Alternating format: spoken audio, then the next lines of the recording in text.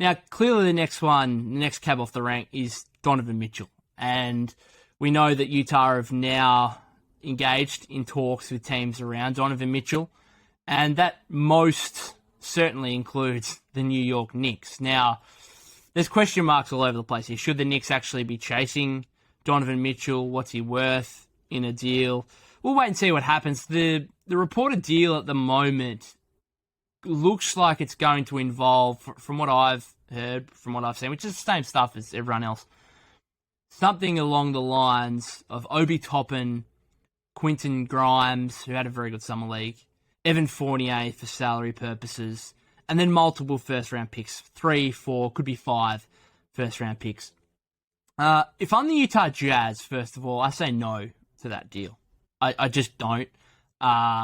First of all, I'm not getting any player that projects to me to be even a starting caliber player necessarily, let alone somewhere near, and it doesn't have to be an all-star level, but someone below that, a high-quality starting NBA player.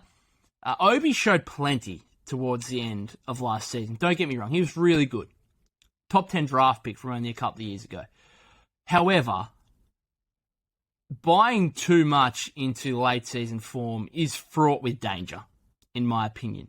And that's not just an Obi Toppin thing. I was shocked when the Portland Trail Blazers have just given Anthony Simons 4-year, $100 million deal for a tank commander, for a team that without Damian Lillard just didn't want to win games and let Anthony Simons have everything he wanted offensively to just run the show completely.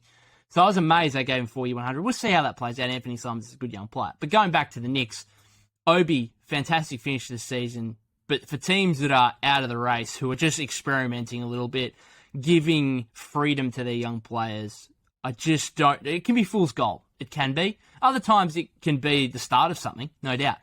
But to me, does Obi Toppin project to be a high-quality starting player? I have my questions. Does he project to be a starting player at all on a good team? I have my questions. Quentin Grimes has shown plenty.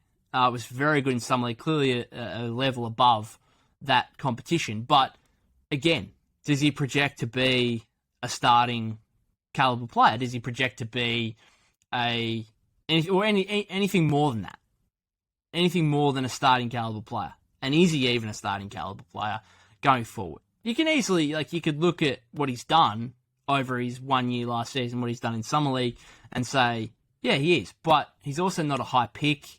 He doesn't have necessarily, just doesn't have the value that you would want if you're giving up Donovan Mitchell, even if he's combined with Obi Toppin. Evan Fournier, well, to me, that would be a move where Jazz would either waive, well, we couldn't waive him because I think he's got another year on top of this, but so you wouldn't waive him, but you might try and rehab his value to a point that you could then trade him out, say at the trade deadline for, I don't know, first round pick between 20 and 30, something like that.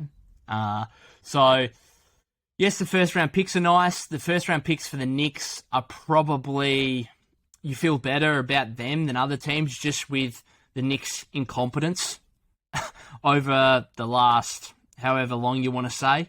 So you could foreseeably make a suggestion that at least one of those first-round picks might be a top 10 pick.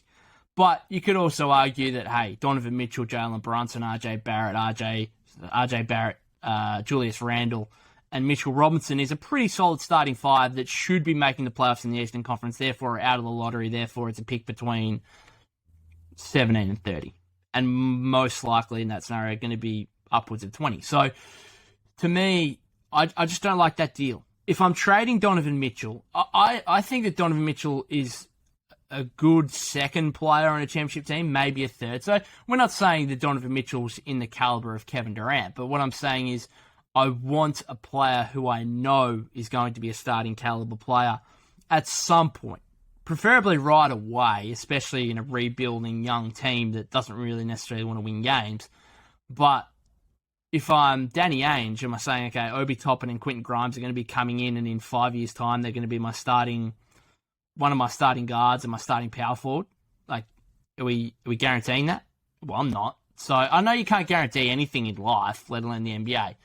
But there's obviously consensus projections around this kind of stuff And I don't know if I put a poll. Maybe I'll put a poll out on Instagram. Ask people, do you think that Quentin Grimes is ever going to be a starting caliber player on a championship contending team? And the same goes with Obi Toppin. To me, I hope they do for their sake. They'll make millions of dollars, or tens of millions, maybe hundreds of $millions if they are. But I just don't see it at this stage of their careers anyway.